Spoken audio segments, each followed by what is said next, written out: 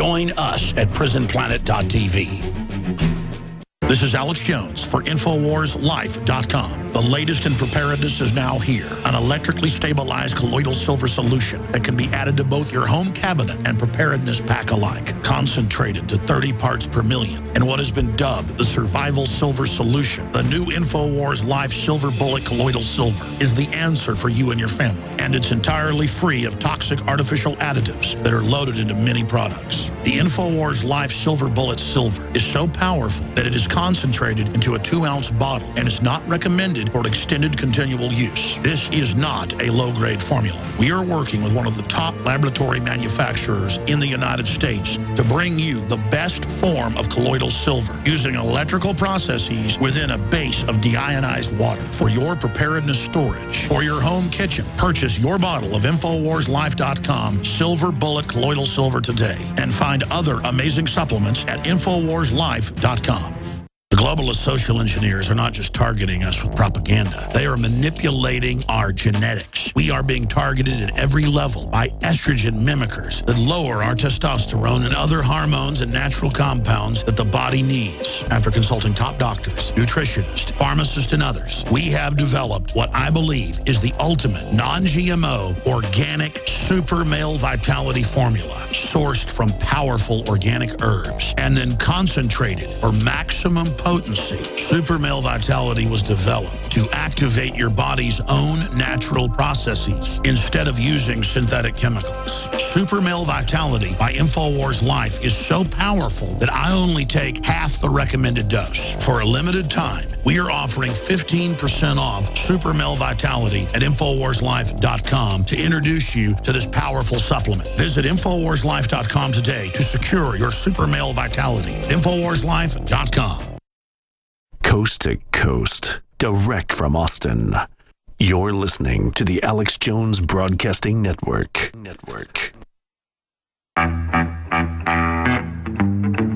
Now, George Galloway, I've been ranting here. I want to give you the floor. Tell us about the film. You're a serious guy. Basically, everything you said about Iraq came true, more than anybody, even more than Ron Paul or myself. What you said came true like it was, prophetic. So you're a serious guy. If you think Ken Lay's really still alive, we're investigating it. I think he is. The evidence is there. Tell us about your film, your crowdsourcing, and then let's move forward to the big picture, what else is happening in the world and where you see us going. Thank you, Alex. There's no evidence that he's dead. And all the circumstantial evidence is that he's still alive, and he cheated the American justice system and allowed his family to remain in control and ownership of his millions, his estates, and so on, by mysteriously dying of a heart attack in Colorado just 3 days before being sentenced for then one of the biggest frauds in corporate history. It prefigured the crash of 2008, and indeed Kenneth Lay prefigures the kind of villains that walked across the stage during the crash of 2008. Kenneth Lay was George W. Bush. He was the sponsor, primary sponsor of the political class, not just in the Republican Party, but in the Democratic Party too. And when Bush flew down to Florida to fight the recount, which made him president in the first place, he flew down in an Enron jet covered in Enron insignia. And then quickly Enron collapsed, billions of dollars were lost. He was convicted of a massive fraud 3 days before sentencing, and thus his family able to retain his millions. He was given permission to go to Colorado, where he died in the night of a heart attack, and then was promptly cremated. And nobody from the federal government, nobody from the FBI, nobody from the Justice Department actually saw his dead body before it was supposedly burned.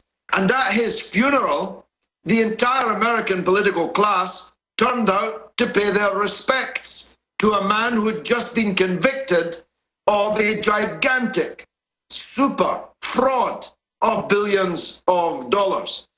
Both the Bushes were there, but President Clinton was also there. President Carter was also there. What were they even doing at the funeral of a convicted criminal in this way? And of course, he went up in smoke. Or did he? Because conveniently at the same time, 100,000-acre ranch. Now, I know you're in Texas, and everything's bigger in Texas. But for me, the idea that Bush owns a 100,000-acre ranch, that he bought it right next door to the American military base, and that you risk being shot for looking over the fence to see if you can spot Kenneth Lay, is all deeply suspicious. So I'm going to go to Paraguay. Let's shift gears over into, if you're going to steal $1 million, why not steal $1 trillion? If you're going to lie a little and launch a whole war that kills 1 million people, according to Lancet, why not stage the death of one guy? Of course they did. The evidence is overwhelming. But let's get back into the other film you guys are crowdsourcing. And Kaiser better make these, because I know he's got the money to make them anyways. The point is people should support it, because I want to see these films, especially with you in them. What about Tony Blair? I mean, he clearly, with the Downing Street memo, the White House memo, well, you're the expert on it. I mean, we've got the evidence he's a war criminal. And if we can punish one of these criminals, even in the court of public opinion, it will stop them doing it next time. Well, Alex, in the court of public opinion, Tony Blair is already tried and convicted. He's like that character in the movie Ghostwriter. He spends most of his time out of Britain because he can't walk down any street in Britain. Every time he sits down in a restaurant, somebody tries to perform a citizen's arrest upon him, and his gauleiters and his lieutenants who suffer similar fates. And so in public opinion, this man is destroyed in Britain because it's seen that he lied us into a war in which 1 million people perished and which cascaded this extremism around the world that we've been talking about. But companies keep hiring him, banks in particular, but oil companies and other corporate interests, to a fantastic tune. It's never been known in British politics before for a former prime minister to do other than retire to a country estate, sedately advise us from time to time on international It's a delayed matters. payoff. Yeah, but now we've got a situation where the new class of politicians are being told, if you play ball with the right interests, they'll look after you after your term of office is over. And that is just fatal for the political system. I agree. Because if you're legislating for banks and the military-industrial complex and other commercial interests, in their interests, with a view to them hiring you when you're finished, how can the public expect good governance as a result? Sure, so how does it all end? How does it all end? Because it's clearly, the fruit is rotting now. They're getting away with everything. And historically, that causes megalomania. How does it end? I mean, you predicted how all the other stuff would go the last decade. Well, what's going to happen now? I think it'll end okay, Alex. And that's where maybe you and I would part company at this point in this sense. Because I believe that the fruit is rotting, it's falling off the trees, in the sense that people have absolutely no faith in the political class which governs them. And they're right not to do so. Oh, no, I agree with you. I agree with you. That does not yet have a form, a physical form of an alternative power, at least not in your country or mine. In many other parts of Europe, for example, an anti-political class is beginning to germinate, to continue your metaphor, and is bearing new fruit. Some of it I like, some of it I don't like, but it's all new power coming through because people have entirely lost faith in the old ways. And the old ways are no longer able to govern as they were. Otherwise, we'd now be at war with Syria and Iran and with Russia and China on the other side of that war. In the British Parliament, we stopped dead the juggernaut of war, which was about to take off and begin bombing Syria. Because we did so, President Obama was not able to take off and do the heavy lifting, the majority of the bombing. We stopped the war on Syria. No, George, I agree with you. In it, and Iran would be a belligerent, and goodness knows where that would have all ended up. We stopped that because the political class is now terrified of the public. In Britain, the politicians know that the public hate them, regard them as thieves who fill their own pockets with the public's money and legislate for corporate interests, for vested interests, rather than in the interests of the people.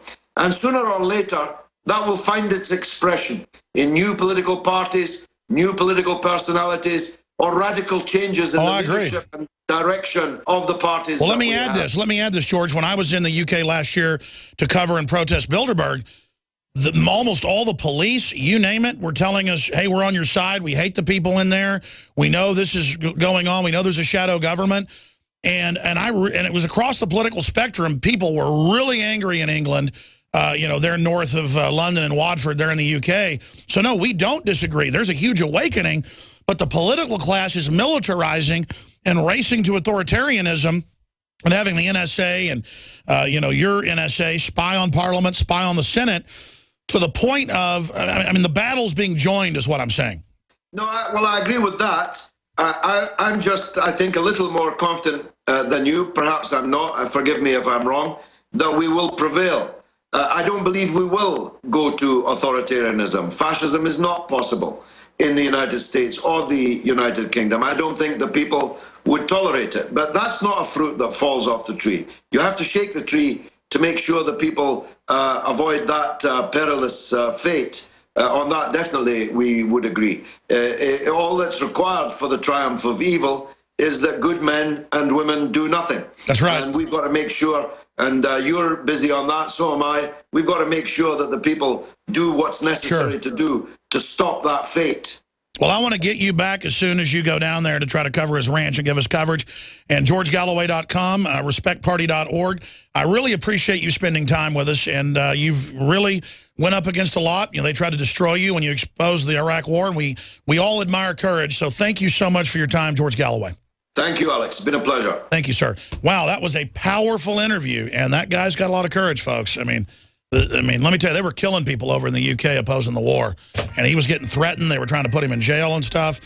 And so you can say what you want about George Galloway. He has got a lot of courage, and we appreciate him coming on the show, and I hope those movies get made. All right, I'm going to come back, take phone calls in the next segment, the one after that. I'm going to talk to Scott and Rod and Ed and Patrick and JD and others. Get ready with your comments straight ahead. I'm Alex Jones with Infowars.com and PrisonPlanet.com, and you can follow me on Twitter at RealAlexJones. But everything Galloway said, you can prove.